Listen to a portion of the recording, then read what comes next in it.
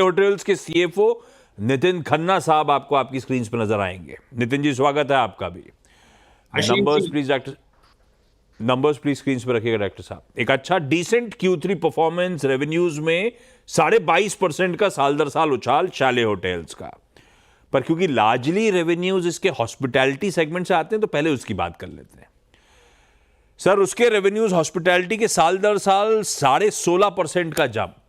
अच्छा, इसमें इस दौरान लास्ट ईयर से अपन कंपेयर कर रहे हैं नितिन सर, तो लास्ट ईयर से इस बीच में एक होटल ऐड हो गया ना, क्योंकि लास्ट साल की रिलीज कहती थी 9 ऑपरेटिंग होटल्स, इस बार रिलीज कर रही है 10 ऑपरेटिंग होटल्स, तो एक ऐड हो गया इस बीच। ऑपरेटिंग हमने अरावली जो है वो ऑपरेटिंग एसेट एक ऐड किया था जो लास्ट ईयर नहीं था। तो ये अरावली का इस क्वार्टर में किस तरह कंट्रीब्यूशन था? क्योंकि अदरवाइज एक एडिशनल होटल के साथ अगर देखूं 16.5% की साल दर साल ग्रोथ, तो पता नहीं ऑर्गेनिकली बचे होटल से किस तरह की ग्रोथ आई है। मामला थोड़ा ठंडा पड़ रहा है क्या Nitin sir? Sir, like for like में भी सेम रेशियो है, लाइक फॉर लाइक में भी 17% की ग्रोथ है हमारे। हाँ।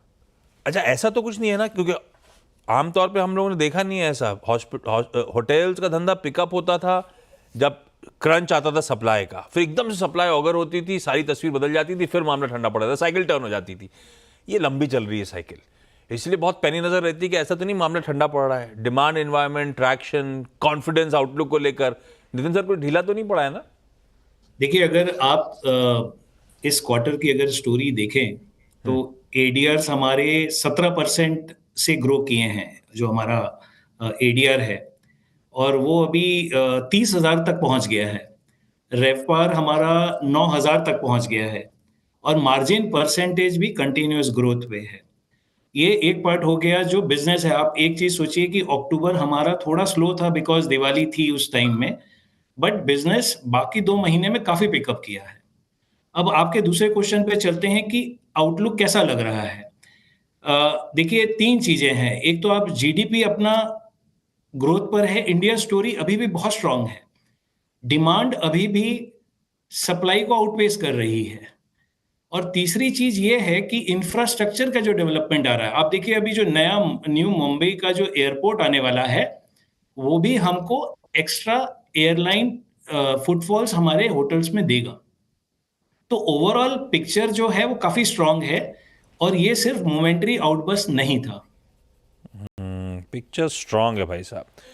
हाँ, ये बात सही है। शैले के तो नवी मुंबई में भी होटल है, तो वहाँ पे अगर एयरपोर्ट, और अब तो अपडेट आ ही गया है मेरे ख्याल से अक्टूबर ऑनवर्ड्स अगले साल से फ्लाइट्स की संख्या बढ़ जाएगी। हमारा जो टर्मिनल 1 है यहाँ पे मुंबई में, वो बंद हो जाएगा अपग्रेडेशन के लिए, तो बहुत सारी फ्लाइट वहाँ पे ट्रांसफ़र होने वाली हैं। खैर ठीक है। अरे, वो तो खैर आप सही कह रहे हो, आपके एवरेज डेली रेट्स, रेफ पार वगैरह, वो तो हम लोग जितनी बार होटल स्कैन करते हैं बड़ा मुश्किल हो गया आजकल होटल बुक करना, कम ही नहीं होते दाम। लेकिन इस बार के हॉस्पिटैलिटी सेगमेंट के मार्जिन्स भी थोड़े से कूल ऑफ, मतलब कहने के लिए कूल ऑफ, स्टेबल है, लेकिन 20 बेसिस पॉइंट्स का डिक्लाइन दिखा रहे हैं साल दर साल। इसीलिए मैं कह रहा था रेवेन्यू मोमेंटम ठंडा पड़ रहा है, मार्जिन थोड़े से पस्त हैं या कंसोलिडेट कर रहे हैं, फर्दर अपटिक्स नहीं आए। मार्जिन क्यों ठंडे पड़े सर, जब इस तरह के रेफ पार कमा आशीष रहे हो जी, आप लोग? अगर आपको याद होगा कि लास्ट क्वार्टर पे हमने बात कही थी कि ड्यूक्स जो है वो हाँ। अभी भी कंस्ट्रक्शन स्टेज पर है, और हम धीरे धीरे उसमें हर क्वार्टर में रूम्स ऐड कर रहे हैं, बट उसका फिक्स कॉस्ट तो एज इट इज है। तो ड्यूक्स का अगर फिक्स कॉस्ट मैं हटा देता हूं, अगर लाइक फॉर लाइक बेसिस पे अगर देखता हूं जो ऑपरेटिंग होटल्स के ऊपर, तब हमारा मार्जिन जो है 60 बिप से बढ़ा है। तो ये एक बहुत बड़ा फैक्टर है जो आप फर्स्ट क्वार्टर जब हम FY26 में बात करेंगे इसी चीज के ऊपर, तब आप देखेंगे कि मार्जिन हमारे सब्सटेंशियली इम्प्रूव हो रहे हैं। ओ परफेक्ट, हाँ ठीक बात। 9 से 10 हो गए ऑपरेटिंग होटल्स। अब शैले का केपेक्स प्लान, हॉस्पिटैलिटी साइड पे हूं मैं अभी, केपेक्स प्लान्स क्या है सर? अभी सिर्फ अपग्रेडेशन पे ही फोकस है या कुछ नई प्रॉपर्टीज ऐड करने की तैयारी भी हो रही है? सर, हमारा जो अनाउंस्ड जो हमारा पोर्टफोलियो है उसके ऊपर हम 1100 कीज जो हैं अभी ऐड कर रहे हैं, और अगर कोई इस दौरान कोई अपॉर्चुनिटी आती है, we are there in the market, और अगर कोई अच्छे इकोनॉमिक सेंस बनता है तो हम जरूर एसेट लेने की उसमें फिराक में हैं। ठीक बात। तो मतलब बेसिकली अभी ये जो 1100 कीज हाँ, ऐड हो सॉरी, रही है, मतलब दूसरा क्वेश्चन। 1100 नए कमरे आ रहे हैं, ये आपके अपग्रेडेशन से आ रहे होंगे, इस बीच कोई नई प्रॉपर्टी अपॉर्चुनिटी मिलेगी वो अपनी जगह। जो अपग्रेड हो रहा है हाँ। और जो हम लोग अभी 1000 कीज की हम बात कर रहे हैं, वो हमारे इंटरनल एक्रूअल से ही हो जाएगा।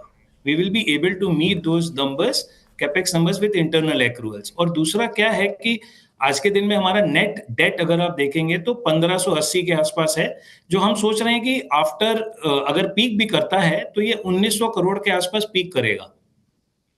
अच्छा, दूसरा रेंटल एन्युटी, उसमें तगड़ा उछाल है, 91% का जंप है। क्या आउटलुक उसको लेकर? और मेरे ख्याल से इस साल इस क्वार्टर में 0.4 million square feet space add कर ली है। रिलीज कह रही थी कि 2.4 पे आप खड़े हो, 3.3 मिलियन स्क्वायर फीट ले जाने की योजना है। कब तक? तो सर हाँ, तो आपने सही कहा, 2.4 मिलियन हमारे पास आज के दिन में स्टॉक इन्वेंट्री है टोटल हमारी, जो लीजेबल स्पेस हम बोलते हैं अपनी भाषा में।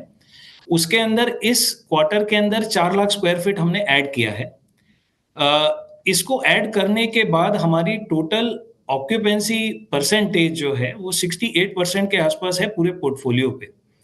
और मेरे को लगता है कि अगले 2 क्वार्टर में हम साइजेबल अमाउंट पे चले जाएंगे, मतलब ऑलमोस्ट 90% हमको टच कर लेना चाहिए।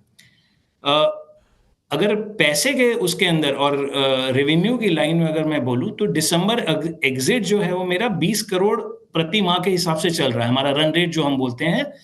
और ये रन रेट जो है 1 साल के बाद 30 करोड़ महीने के आसपास का रन रेट हो जाएगा। तो एनुअल टर्नओवर तो आप एक हिसाब सवाल लगा फिर, सकते हैं कि रफली 400 करोड़ का जो टर्नओवर है, प्योर प्योर हमको इससे आएगा FY27 में, जब पूरा लीज हो जाएगा। और हाँ, तो फिर मिक्स कैसा देख रहे हो आप? इस समय 87% हॉस्पिटैलिटी से, 13% आपका एन्युटी से आता है।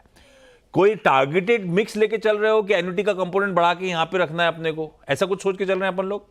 आशीष जी देखिए, हम रियल एस्टेट बिजनेस में हैं। एज पार्ट ऑफ के रहेजा ग्रुप हम मिक्स यूज डेवलपमेंट हर बार देखते हैं। हम हमेशा एक एसेट देखते हैं जो कॉम्प्लीमेंट कर सके एक दूसरे को। तो होटल का कमर्शियल के साथ नेचर कॉम्प्लीमेंट्री है, तो हम हमेशा इस अपॉर्चुनिटी में रहेंगे। हमारी पहला जो हमारा प्रायोरिटी रहती है वो हॉस्पिटैलिटी रहता है जब भी हम नया कोई एसेट एक्वायर करने जाते हैं। बट अगर हमको कोई ऐसी अपॉर्चुनिटी नजर आती है कि हम कमर्शियल देख सकें उसके साथ, तो हम रियल एस्टेट को पूरा स्वेट करते हैं। बट हमारा, कर रहा मैं हूं। अगेन रीट्रेट करूंगा, हमारी फर्स्ट प्रायोरिटी जो होती है बीडी बीडी के तरफ से हॉस्पिटैलिटी ही ठीक रहती है, है। मैं वो देख रहा हूँ कैसे एसेट स्वेट करते हो आप। वही में आपने वेस्टर्न के साथ खूब स्वेट करे assets. Khanna sir, thank you so much जुड़ने के लिए।